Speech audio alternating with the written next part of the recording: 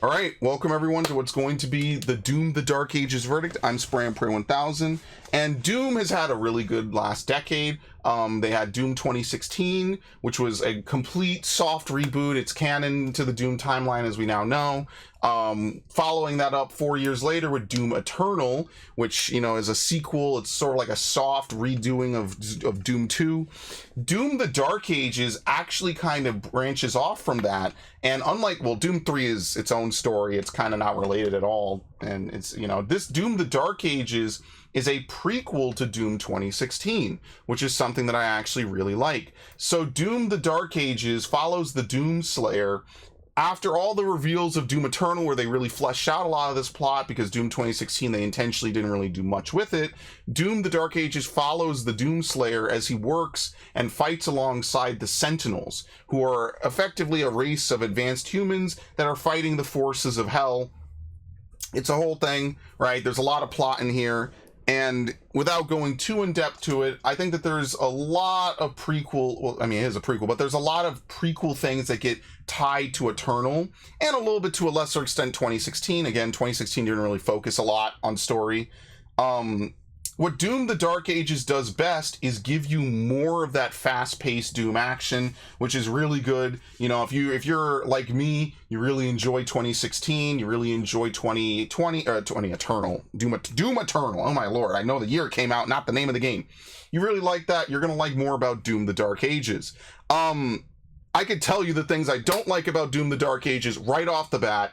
For starters, Doom the Dark Ages, yes, it's a prequel. Yes, I understand there's aspects of it, you know, they wanted it to be more about standing and fighting your ground, right? However, I would have preferred if it had the dashes from Eternal. I know, I get it, I understand it, but Doom the Dark Ages does something weird. It has a sprint button, which was literally something they intentionally did not put in the last two games. So I'm very confused why they have a sprint button, and then you could turn on auto sprint in this game anyway. To me, it feels like turning on auto sprint is almost like a prerequisite to playing this game on a fun level. I don't know why you would not have it on, especially once you know it exists. Congrats, I just let you know.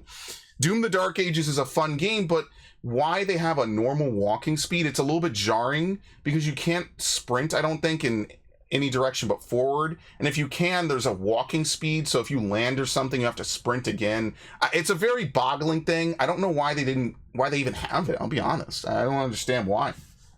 I also wish they brought back the dashes. Now you might say, well, how could they bring back the dashes, right? The dash was a thing from Eternal. You know, pull a Batman Arkham Origins, right? The grapnel boost is a Arkham City upgrade, but it's in a prequel, right?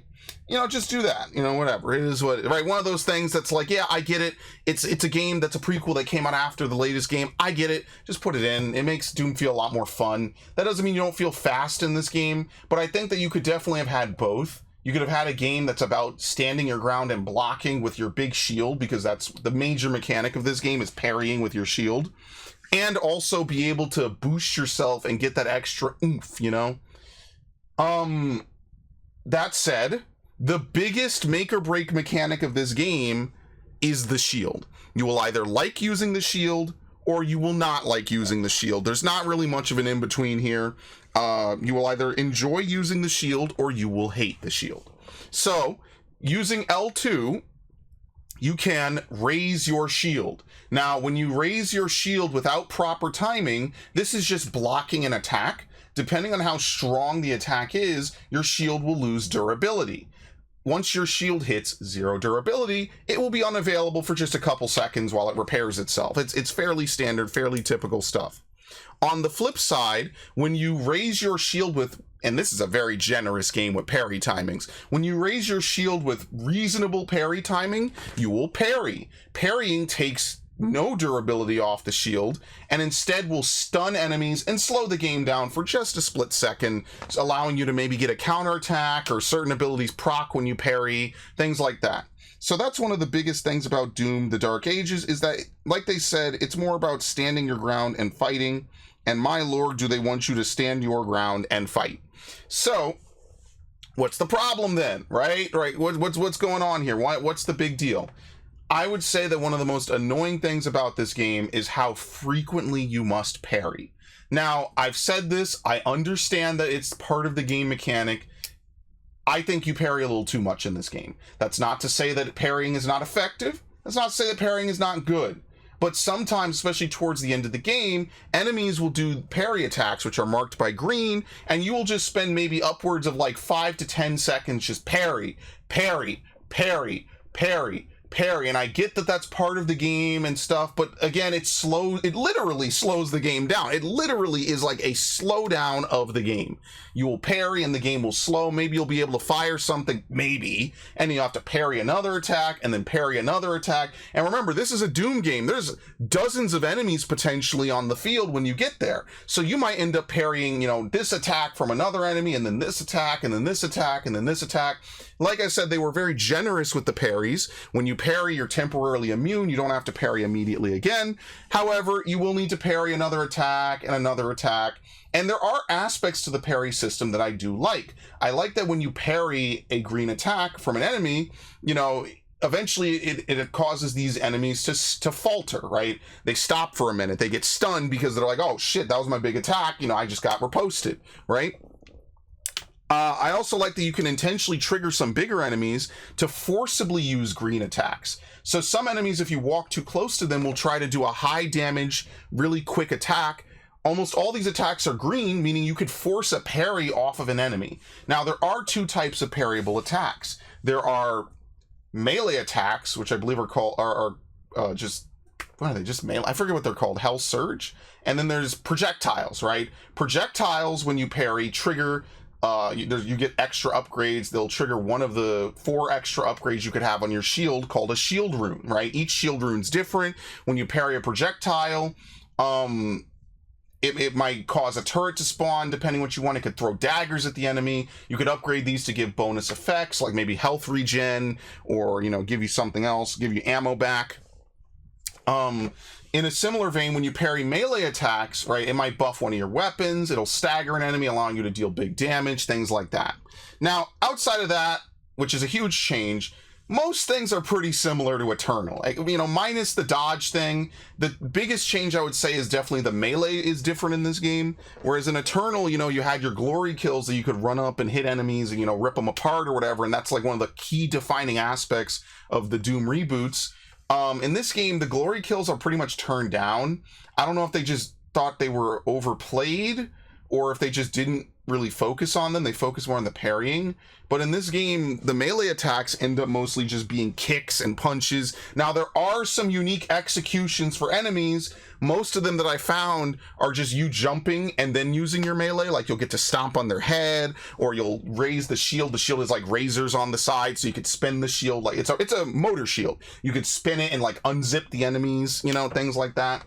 That's all well and good. I don't hate that. Again, my biggest complaint about this game is just that they have unused buttons and a lot of features that feel like they're missing. Now, there are good features. I think the shield is a really cool feature. I just think it's a little bit too used in this game. And remember, I only played on normal, right? I played on the normal typical difficulty. I think it hurt me plenty. Imagine what it must be like on a higher difficulty. It must be insane how much you have to parry. And at least you'll have to parry it, right? You won't just be able to soak normal attacks. But man, it's annoying. I'll just say that. It can be annoying. Normally it's not. Normally it's fine. It can be annoying. Now, outside of that, it's your usual. You get different guns, right? You have your combat shotgun, your super shotty, right? You have energy. You have your plasma cannon. Basically, they're all called different things because, again, this is not the more modern Doom set in the UAC, but it's all effectively similar guns. You do get a couple cool ones, like a ball and chain that you could shoot that does a lot of damage. You do get a couple other ones. You get a grenade launcher, which is pretty cool. Things of that nature. They have a variation of the BFG, which is cool. So you have all your typical arsenal in a Doom game, which is nice. Again, the lack of glory kills is kind of whatever. The melee weapons are also different. Unlike Eternal and Doom 2016, where you get a chainsaw that allows you to kill enemies and get ammo back. In this game, you have a couple of different other ways. You have 3 different melees that you could use in this game. You have the power gauntlet, you have the flail, and then you have the bigger weapon, the dread mace. Now, the power gauntlet recharges quickly, but it has the least effect. right? It lets you steal a little bit of health, I believe, and things like that. And it stores a couple charges. When you upgrade it, you could get a 4th charge if you parry and use it. The flail is mostly based around getting armor back, right? As usual in a Doom game, you have health and armor. And then finally, you have the dread mace, which is like the slowest and only has 1 charge, but it deals a lot of damage. Sometimes it insta-kills enemies, and it gives you all your ammo back for all your weapons, which is good. I can see how that would be really useful. Now, in typical Doom fashion, right, each one of these levels, you know, you have different places and you could go to, right? You have different collectibles you're looking for around the levels. What's nice is that with maybe one exception that I could think of, the game usually tells you when you're about to pass a point of no return and be unable to go back and get an item or unlock a secret, but you can replay the levels, which is cool. The single player for this game is very well done. It's that typical fun Doom gameplay, which I think is really nice. But let's talk a little bit more about what's exactly going on with Doom in this case. The levels in this game, they're not maybe as varied as Doom Eternal. I don't think it's bad. So it's kind of normal. It's kind of neutral. And I think that that's what Doom the Dark Ages somewhat avoids better than most games in its situation.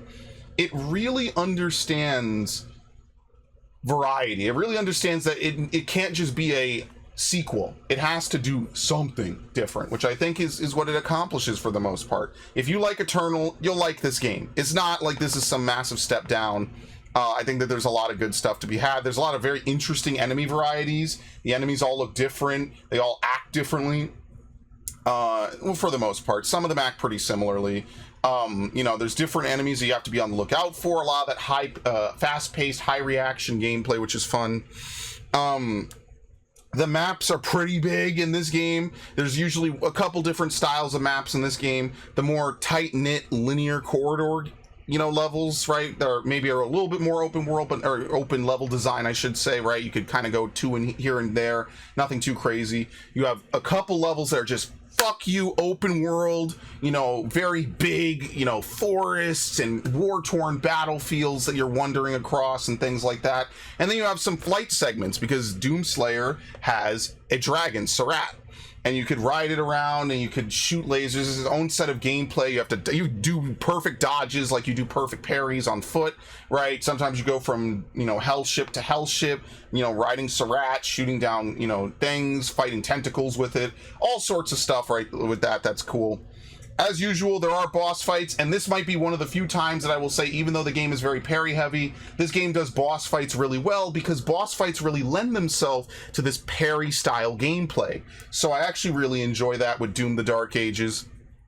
You know, the whole standing your ground and fighting different bosses I think is really cool, you know? I actually like that, and that's why I say ultimately I think the parry mechanic is a benefit to the game. It's actually not a negative, in my opinion. I just think with a little bit of tuning, it would have like that a right amount. I think it's just a little too much as is. So here's one thing I will say. People complained about the music. I felt like the music was actually pretty good. I actually really enjoyed the music. I have no complaints about the music. I know that they don't have Mitch Gordon on it. I don't know if he got, you know, if there was something with that, but just from listening to it, it sounds like what I would expect from a Doom game, you know, heavy rock and all that stuff.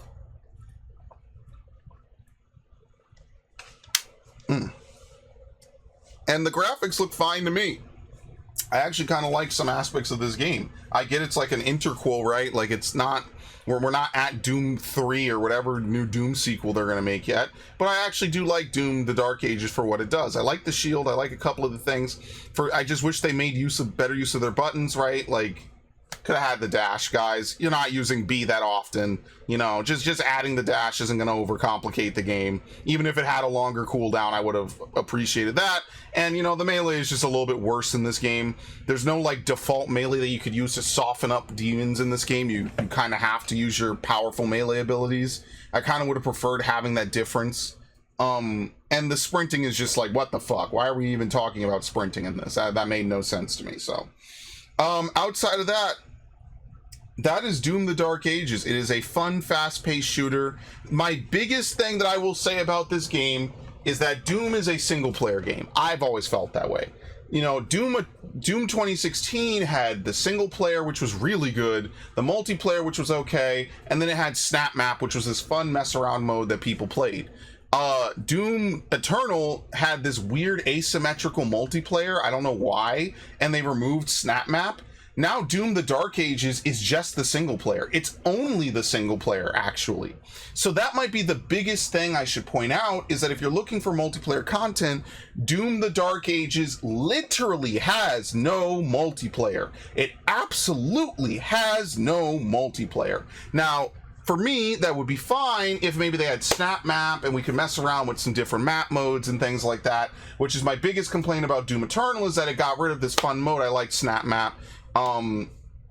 Now they just don't even include multiplayer in Doom. So ultimately, I would like to see a couple things change in Doom 3. I would like to see the shield return. I would like to see the best of Doom Eternal and the best of Doom the Dark Ages come all together with the wholeness of the package of Doom 2016. That was a very weird way I said that, right? You know, just have a team deathmatch mode, guys. Have a team deathmatch mode, capture the flag, and maybe like a bomb the base objective type game mode. That's it. You know, it's not anything crazy I'm here asking for, you know? But ultimately, what would I give Doom the Dark Ages? It's a solid game. It's just missing a couple things, both inside of what it provides and outside of what it provides. I would say that Doom the Dark Ages is definitely like a solid 86, right? It's got good things going for it. I enjoyed it. However, I would have preferred if Doom the Dark Ages definitely did a little more. All right? And that's it. I hope to see you all next time. Thank you.